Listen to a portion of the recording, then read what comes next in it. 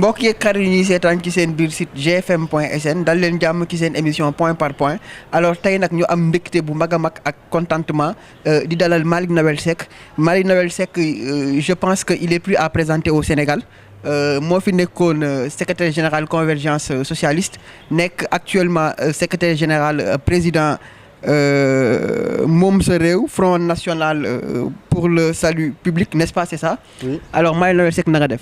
maa ngi fi rek. yaa ngi si sa biir émission point par point si gfm.sn.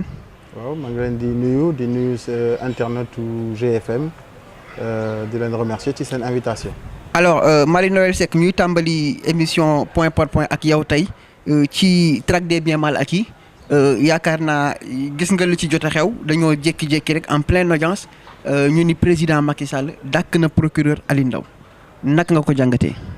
waaw en fait loolu warul bett kenn parce que exécutif bi fii Sénégal président bi buur la amul séparation de pouvoir donc loolu yàgg nañ ko wax amoon na ci Abdou Diouf amoon na ci Wade. te Macky Sall mu ngi. Def la continuité loolu pour man insulte la. C'est une honte pour le Sénégal. Parce que justice nag dafa war a nekk indépendant. te procureur Aliou Ndao mun nañ ko reprocher lu nekk. waaye mu ngi doon def liggéeyam te ci wàllu justice donc loolu yoonu Macky Sall nekku ci. waaye aussi tamit su fekkee ni Aliou Ndao day nangu tamit président de la République di ko convoquer palais.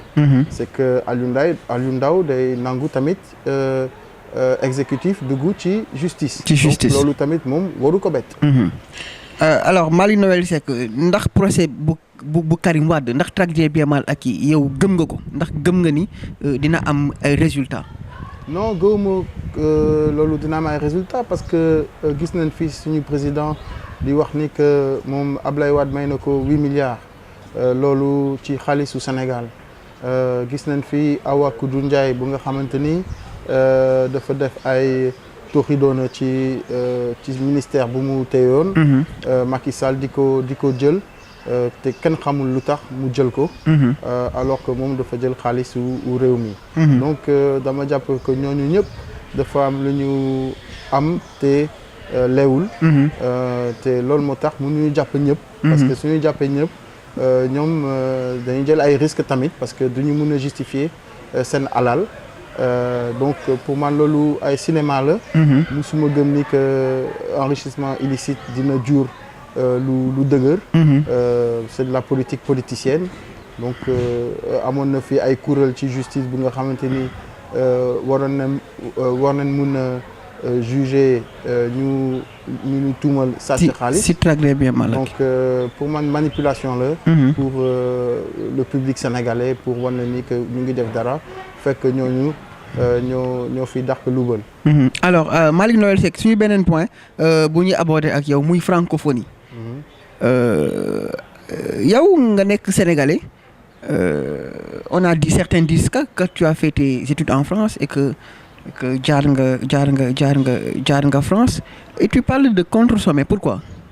mais gisuma le lien entre le fait de faire des études ci France ak contre-sommet de la francophonie ñun dañuy def contre-sommet de la francophonie parce que aujourd'hui boo duggee ci texte francophonie da ngay gis que nekkatul kuréelu pour la promotion de la langue et de la culture waaye kuréelu politique la c'est-à-dire que dañuy mun nañ ils sont observateurs ci ay élections. donc ñoom soo gisee par exemple au Togo dafa am ay luubal ci élections yi ñu ngi fàttaliku les présidents de bureau de vote. ñu doon tëdd ci ay urnes. francophonie moo yàkkamti ñëw signer benn def déclaration comme quoi day reconnaître les élections du Togo. loolu pour les intérêts de la France. donc ñun amuñu problème man awma problème ak culture française. awma problème ak langue française. la langue française est une langue universelle ça appartient à tout le monde. comme wolof tamit ñëpp a ko moom. te français mooy tax ñu mun a échanger ak les Camerounais ak les Ivoiriens. mais lu ñu poser problème mooy le fait que nga bëgg francophonie. En fait francophonie dafa nekk benn bras au colonialisme c'est-à-dire que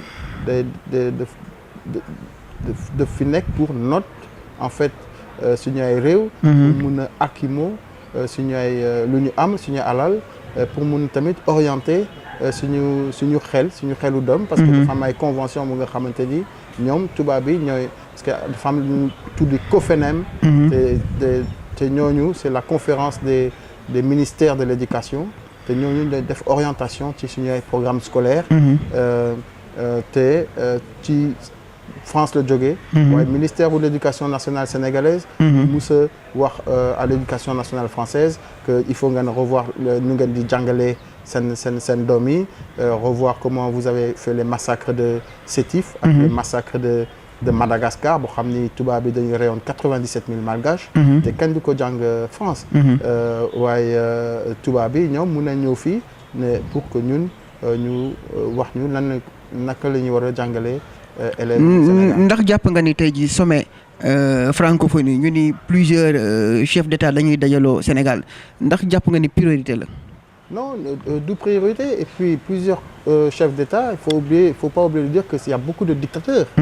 Soo gisee ñoom Sassou Nguesso ñu nga xamante ni dara mu ngi ci loxoom. ay dizaines de milliers de morts. nga gis ay ñoom Eyadema fils ay ñoom Bongo fils loolu ñoom ay ñoom Biya ñoom ñëpp ay dictateurs la ñu. dañu am dara ci seen loxo te dañuy ñëw fii di leen te Sénégal di leen sargal. alors que ñooñu ay reykatu nit la dañuy doon noot seen askan. pour faire plaisir au tubaab. donc loolu ñu ngi koy ñaawlu beneen bi c'est que tey da ngay jël 57 milliards suñu xaalis di ko leb alors que pompiers yi amuñu sax benn hélicoptère da ngay jël 57 milliards alors que élèves yi bu ñu demee ba terminal duñu mun a. amuñu orientation amuñu bourse seen lekk yi baaxul. soo demee ci benn gox bu ñu tudd Thiel ci Linguère. amuñu électricité musuñu xam électricité donc tey vraiment 57 milliards yàq xaalis la. dara du ko justifier parce que dëkk bu mel ni Sénégal dafa am yeneen priorité ñu ngi koy ñaawlu te loolu moo tax tamit dañuy def suñu contre-sommet. Alors, certains disent aussi comme argument que c'est aussi pour rendre hommage, pour en profiter pour rendre hommage au président Diouf. Ma fàttali ne yow Parti socialiste nga nekkoon, quels sont tes rapports avec le président Abdou Diouf, c'est-à-dire quel sentiment tu as envers lui? waaw man Abdou Diouf musuma ko rencontrer. xamante wuñu. Rendre hommage au président Diouf qu'est-ce que ça va servir pour le Sénégal? Diouf a quitté le Sénégal, il n'est plus jamais revenu. ñu jox ko poste à la francophonie. Senghor aussi on lui a donné un titre ñu jox ko Académie française. Mais qu'est-ce que ça a apporté au Sénégal le fait que Senghor et Diouf soient dans des académies françaises? Ça nous a rien apporté. yokkul suñu dund. te ñoom depuis indépendance yi xam nañu bu baax que dëkk bi Sénégal amul benn indépendance. tubaab bi tous les présidents qu'il y a au Sénégal dañu doon liggéey pour tubaab bi loolu moo tax bu ñu paree seen mandat dañu dellu France ñu cëral leen. te loolu il est temps que tey ñu dénoncer ko. Le Sénégal n'est pas un pays libre te la France n'est pas un pays ami. La France day ñëw sa dëkk jël ay armée di ñëw sa dëkk. di le noot ce n'est pas un partenaire du Sénégal c'est un pays hostile. c'est un pays hostile bu nga xamante ni bu amee ay élections te France d'accord ñu dañuy bombarder ce palais. gis nañ ko en Côte d'Ivoire. dafa mel ni tey suba nga gis américains yi di am seen base en France am élection d'accord ñu bombarder Élysée. xam nga loolu. mënul nekk. alors lu tax ñun ñu nangu loolu. il est temps que ñu am jom ñu am fayda xeex pour moom suñu réew moom suñu bopp. C'est une question de dignité. Aujourd'hui, le Sénégalais n'est pas libre. Nos présidents sont des larbins au service de l'administration française. D'accord? Il y a 72% d'illettrés au Sénégal. 72% d'illettrés francophonie. Lan mooy seen qu'est-ce qu'ils en ont à faire de la francophonie? Ça ne nous concerne pas, la francophonie. Et on ne parle pas de la langue. La langue ne nous dérange pas. La langue française, tey dafa bokk ci suñu culture. Comme l'islam, comme la chrétienté, comme l'arabe, etc. Donc amuñu problème avec la culture française. D'accord? Mais c'est l'institution que représente la francophonie qui s'immisce dans qui s'ingère dans la gestion de nos pays. loolu la ñu ñaawlu. Alors Malick Noël Seck El Hadj Kassé président comité scientifique pour organisation bu francophonie bi ma ko dalalee j'ai parlé avec lui de votre contre-sommet mais il a dit que vous pouvez essayer pour voir comme si c'était vous menacez. Qu'est-ce que tu lui réponds? Bon, ça me surprend d'El Hadj Kassé pour qui j'ai beaucoup de respect et je sais que c'est un ancien gauchiste. qu'il a combattu avec armes et bagages Senghor et son régime de l'époque, et qu'il est foncièrement, d'après ce que je le connais personnellement, il est foncièrement anti-impérialiste et donc anti-francophonie. Maintenant, aujourd'hui, évidemment, en fin de parcours, on abandonne ses idées au passage pour se fondre dans un système et terminer ventripotent dans un costume. C'est son choix. Maintenant, s'il n'y a pas de menace, nous faisons une conférence, on invite des éminents professeurs d'université, à moins qu'ils viennent à l'UQAD nous lancer des pierres. En tout cas, nous allons privilégier le débat d'idées et j'espère qu'il sera à la hauteur et au niveau pour pouvoir apporter des arguments. Alors, je rappelle aussi que vous avez prévu de faire un concert et une marche. Est-ce que cette marche sera autorisée? Nous ne savons pas, nous avons fait la demande. Je rappelle aussi que le décret, l'arrêté du gouverneur n'existe pas. Nous avons d'ailleurs ici un papier d'un huissier qui nous certifie que l'arrêté n'est pas sorti. Alors ça justifie ça implique deux choses.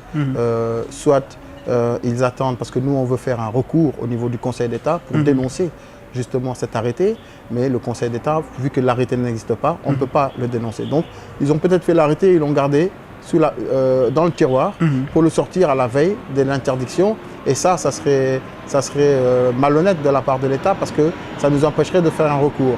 Et donc c'est une entrave à la justice, ou bien il n'y a pas d'arrêté et à ce moment-là c'est de la manipulation et venant dans l'État, c'est vraiment Alors triste. en fait, Malick Noël, est-ce que tu ne risques pas encore la prison comme dans le passé? Ah non, nous sommes dans le cadre légal des choses. J'ai fait la prison 3 fois, toutes les fois j'ai été relaxé. Donc nous sommes dans un combat pour le peuple sénégalais, quel que soit le prix que ça coûte, nous allons aller jusqu'au bout. C'est un combat aujourd'hui dans le cadre de la francophonie qui est un combat intellectuel, un combat sur le plan des idées. J'espère que le pouvoir le verra ainsi et laissera la démocratie, si elle existe, s'exprimer. Sinon, s'ils interdisent tout ça, c'est bien la preuve que Macky Sall est aux ordres de l'Élysée. Ok, alors Légui, maintenant Malick Noël Seck, en fait, comment se déroule l'ambiance et l'organisation de votre contre-sommet? Qu'est-ce que vous prévoyez de faire exactement? Alors, nous avons prévu de faire une conférence publique ci université à l'UQAD. Dañu prévoir aussi def concert bu mag à l'Obélix. Parce que ak tamit marche ak sitting au niveau de Diamniadio. Voilà, loolu mooy suñu programme. Te am nañ tamit ay exposition d'art africain ak tamit concours poésie ci langue nationale. Ok mbokki xarit yi ñuy seetaan ci seen site gfm.sn tey yéen a ngi seen biir émission point par point ñu ciy dalal Malick Noël Seck. Malick Noël Seck nekkoon fi secrétaire général convergence socialiste nekk actuel secrétaire général front national pour le salut public moom sa réew. Alors Malick Noël Seck sénégalais yu bari tey jii sa sort daf leen jaaxal parce que quand on dit ou bien quand on prononce, je dirais, le nom de Malick Noël Seck, ça renvoie à beaucoup de choses, je pense. Et ça, pour moi, tu le sais, tu as été maintes fois emprisonné pour avoir combattu le régime de Wade. Aujourd'hui, quand on parle de Malick Noël Seck, je pense que c'est un label, ce nom-là, ndax li nga dund nga maintes fois prison, Rebeuss, yóbbu nañ la fi Kédougou. Alors, tu as donné de ton temps et de ta sueur pour combattre le régime d'Abdoulaye Wade. Aujourd'hui, on te voit encore dans l'opposition. Qu'est-ce qui s'est passé? Non, moi je ne combattais pas le régime d'Abdoulaye Wade et je ne combats pas le régime de Macky Sall. Je combats le leadership qu'il représente, c'est-à-dire le leadership bu nga xamante ni ils se mettent au service de l'administration française, du FMI et de la Banque mondiale. Le système bu nga xamante ni loolu moo tax cette coopération dont on parle depuis 50 ans, alors que dëkk bi mu ngi gën a ndóol, dañu ne système bi il faut que ñu xool beneen façon de faire. Nañ utiliser la liberté, parce que on ne peut pas aujourd'hui, parce que la coopération, tout ça, c'est un autre nom qu'on donne à la colonisation. Et ces régimes-là aujourd'hui acceptent de fait la domination. Abdoulaye Wade, bon, il a été à Benghazi quand même, reconnaître les faux rebelles qu'il y avait là-bas. C'est loolu moo tax gars yi dugg foofu di rey Kadhafi. C'est hors de la France. Bon, aujourd'hui tu as Macky Sall boo xam ni day jël si 57 milliards pour dugal ko ci francophonie pour sargal ay dictateurs boo xam ne dañuy am dara ci seen loxo donc Macky Sall ci biir loolu moom du dara. Abdoulaye Wade c'est la même chose ils ne sont rien dedans ils ne sont que des pions on les utilise après ñoom le système va perdurer. C'est pas parce que Abdoulaye Wade day dem que affaire yi day changer. Ce qu'il faut que nous changeons c'est nous et notre façon de nous regarder et revoir notre histoire. Parce que lu ñuy jàng école tamit tubaab yi ñoo ko dugal suñu bopp te lu bëri du dëgg. Donc et francophonie mooy signer suñu ay programme donc aujourd'hui c'est le système que nous combattons. Nos présidents là malheureusement ne sont rien là-dedans ne représentent rien. Une fois qu'ils sont au pouvoir ils sont félicités par la France et ils ne peuvent pas appliquer leur programme. Après ils sont obligés de changer avec des PSE etc qui viennent de la Banque mondiale parce que ils ne sont pas d'accord avec leur programme. Loolu c'est une honte. Il faut le dire. Il est temps aujourd'hui qu'on prenne nos responsabilités. Et c'est au peuple de le faire parce que nous sommes dans les derniers de la classe. Nous ngi bokk ci ndaare yi. Mënoo bokk ci ndaare yi alors tu es sur la coopération entre le partenariat entre la France et le Sénégal. Mais ça ne marche pas depuis 50 ans. Mais utilisons la liberté, peut-être que ça va marcher. Alors Marie-Noëlle Seck, comme la francophonie est au menu de notre discussion, comment tu trouves la fuite de Blaise Compaoré et l'actualité au Burkina Faso?